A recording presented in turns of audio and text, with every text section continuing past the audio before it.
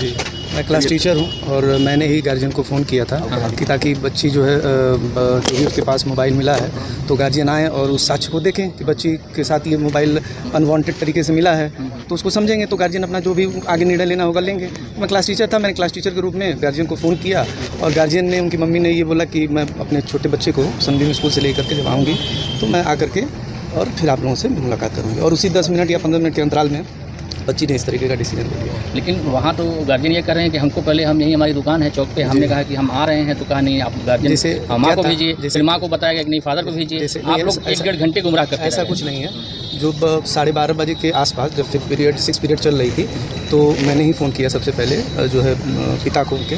तो चूँकि लड़की ने रिक्वेस्ट ये किया, बच्ची ने खुद रिक्वेस्ट किया कि मेरे पिताजी को न बुलाया जाए, मेरी माताजी को बुलाया जाए, तो उस चीज़ को मतलब सिक्योर करने के लिए, बच्ची है माँ से ज़्यादा कंफर्टेबल रहेगी, पिता से कम कंफर्टेबल रहेगी, तो इस वजह से हमने ये डिसीजन लिया कि सर आप एक काम करिए, मम्मी का नंबर हो तो दे दीजिए, क्योंकि पिता का ही नंबर हमारे पास था।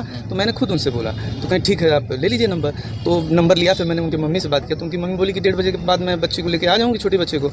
तो अब उसी का इंतज़ार हम लोग कर रहे थे और उसके बाद मैं अपने क्लासेस में चला गया। 7th पीरियड चल रही थी, मैं पढ़ा रहा था और 10 से 15 मिनट का जो भी डिफरेंस हुआ उसी डिफरेंस में ये करना। और उसके बाद 1-1.5 घंटा गुमराह करते कि बच्ची मर चुकी थी। आप लोग ऐसा कुछ नहीं है, कोई गुमराह नहीं किया है। मैटर यहाँ पे ये था कि बच्ची जब उसका एक्सीडेंट हुआ तो उसके साथ हॉस्पिटल ले जाएंगे। पहला काम तो ये है हमारा कि पहले हम उसको बचाने की कोशिश करेंगे ना, तो पहले तो वही किया गया, पहले उसको बचाने की कोशिश की गई। रमा हॉस्पिटल ले गए, फिर वहाँ उन्होंने मना कर दिया, तो हम लोगों ने सोचा हो सकता है इनके पास फैसिलिटी ना हो, तो फिर लाइफ लाइन ले गया आदमी, तो वहाँ भी जब कर दिया गया। तो ये सब काम में तो 5 मिनट तो लगेगा नहीं सर, अगर आप इतना यहाँ वहाँ दौड़ेंगे तो कम से कम 15-20 मिनट 25 मिनट तो लग ही जाएंगे। और गार्जियन का ये भी आरोप था कि बच्ची के साथ और तब तक कुछ गलत हुआ है। ऐसा कुछ नहीं है, अगर इन्होंने ऐसा आरोप लगाया है तो वो उनकी मतलब अब क्या मैं कहूँ, उसके लिए मैं कुछ नहीं कह सकता।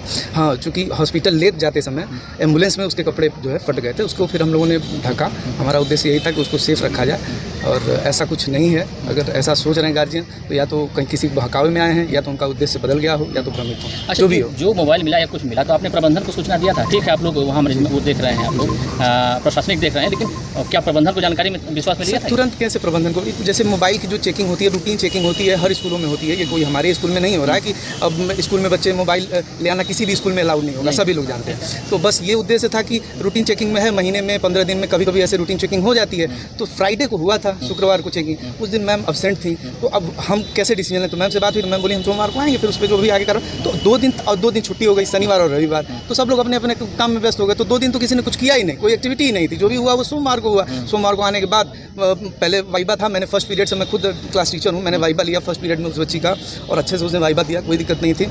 5th पीरियड लंच के बाद जो है 5th पीरियड के बाद फिर 6th पीरियड में मेरी पीरियड फ्री रहती है, तो उसी समय मैम ने बुलाया कि जो है देखिए ये मोबाइल इनकी पकड़ी गई है और आप इनके गार्जियन को फ़ोन कर दिए। चूँकि अब मैं ही क्लास टीचर हूँ तो मेरे ही पास नंबर होगा। तो मैं गया स्टाफ रूम में बैठा, फिर वहाँ पर रजिस्टर ओपन किया, फिर पिताजी का नंबर था इनके, मैंने पिताजी को फ़ोन किया।